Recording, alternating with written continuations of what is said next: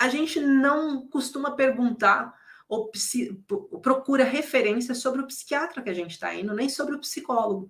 A gente não sabe muito o que eles vão trabalhar e como que eles vão trabalhar, qual é a escola que eles foram orientados, porque tem muito isso de escolas. Se eu sou de uma escola conservadora, a minha orientação para o meu paciente vai ser conservadora. E daí você vai pegar um psiquiatra, que é aqueles psiquiatras afastados, que você chega, eles pegam um papel, prescrevem um medicamento, beijo, me liga e vai embora. Eles não estão muito interessados na sua saúde a longo prazo. E o mais engraçado, e isso dentro do tempo em que eu trabalho com a saúde mental, e o tanto de pacientes que eu já atendi, a gente vai conversando, né, sobre as outras questões, sobre o procedimento que eles já passaram, mas as falas maiores que eu encontro Gi, aquilo que o psiquiatra mandou eu tomar não fez efeito, continuou não fazendo efeito, eu fiquei cada vez pior, eu voltei até a segunda vez, algumas voltam a segunda vez no mesmo psiquiatra, ele mudou a medicação, mas não fez nada de novo, não deu certo de novo e eu deixei de ir. Só que quando você deixa de ir no psiquiatra, ele acha que a taxa de sucesso dele é maravilhosa. Sabe por quê? Porque ele não sabe se você não está bem ainda. Ele acredita que deu certo, ela nunca mais veio, certo? Se ela nunca mais veio, é porque deu certo o tratamento. Só que a maior parte das vezes não é isso, a verdade. Essa não é a realidade. Se você for olhar de fato, né, a quantidade de pessoas que sofrem de saúde mental, a última vez estava em 420 milhões de habitantes no mundo sofrendo com depressão ou ansiedade. Ou até mesmo com os dois. 420 milhões de pessoas no mundo. Está crescendo. A gente, antes da pandemia, tinha um número que chegava a 300 milhões. Em menos de 2 anos, a gente evoluiu 120 milhões. E isso acontece por quê? Porque os tratamentos não estão sendo eficazes. Não tem um tratamento que seja eficaz. Aí a gente junta várias pessoas que trabalham com áreas diferentes e que vão trabalhando algumas coisas que até trazem resultado. Por exemplo, mindfulness, né? Ou seja, você conseguir encontrar o seu próprio equilíbrio traz um benefício se você fizer de forma continuada. Se você continuar pensando nisso. Mas não vai resolver a depressão e a ansiedade. Vai apenas fazer com que você encontre um equilíbrio dentro do seu dia a dia, né? Então, existe isso. Aí você vai falar, Gi, meditação ajuda? Ajuda, mas sozinho não vai fazer com que você deixe de ter ansiedade ou depressão. Vai atuar num único pilar. Como eu disse para vocês durante essa semana, durante todo esse evento, nós temos que atuar nos 3 pilares da cura. Nós temos que atuar na emoção, na mente e no corpo. Enquanto a gente continuar buscando uma saída única, a gente não vai achar. Por isso que a depressão, quando é tratada, a depressão e a ansiedade, quando é tratada apenas pelo psiquiatra e pelo psicólogo, a taxa de eficácia é muito pequena. E a taxa de remissão ainda menor. Por quê? Você pensa que saiu da depressão e ansiedade, você até ganha uma alta médica, e passado algum tempo você volta para a depressão e ansiedade. E aí, por que você voltou? O que aconteceu que fez com que você voltasse?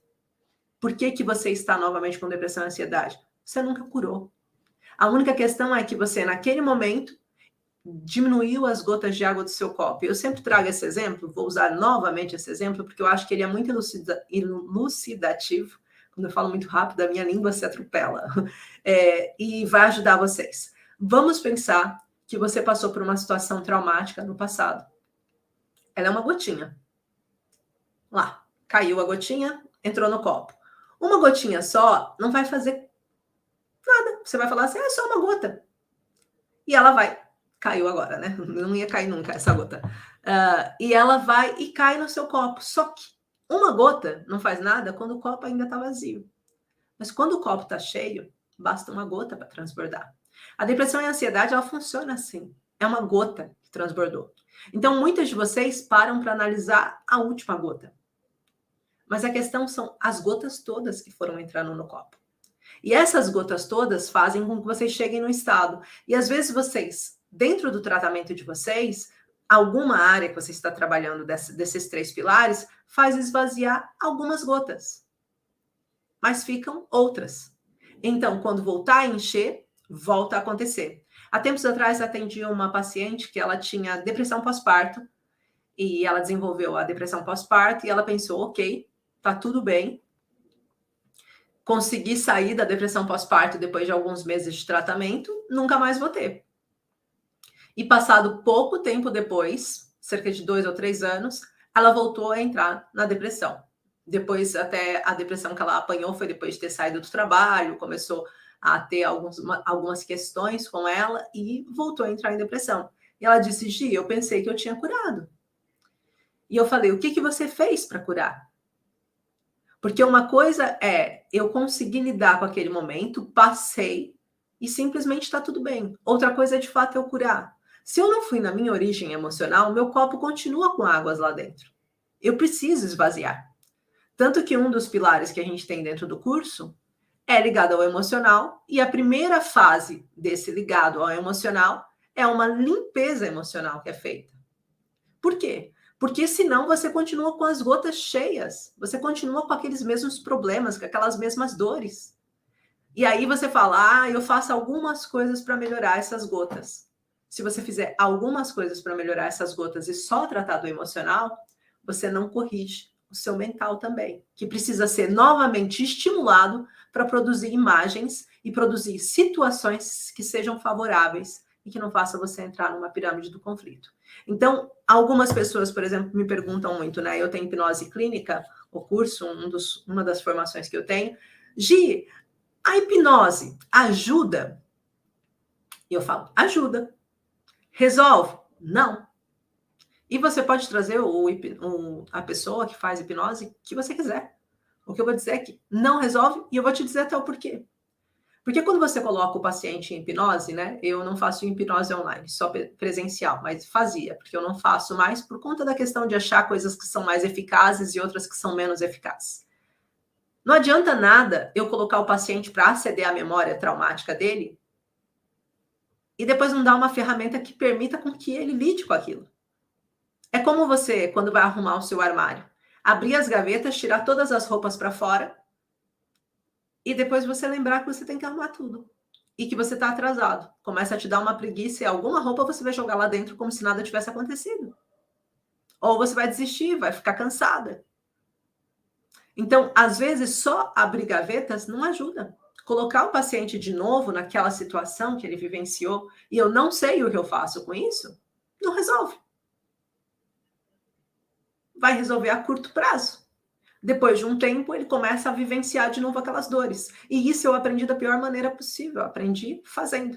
E eu percebi que as pacientes que eu atendia só com hipnose tinham maior chance de voltar a trazer sintomas da depressão e da ansiedade. Então, não era o mais eficaz. E eu posso dizer para vocês que eu fiz diversas formações justo por esse motivo. Porque eu queria achar o que fosse mais eficaz, o que fizesse com que as pessoas tivessem maior resultado. O que fizesse com que as pessoas conseguissem chegar num determinado ponto.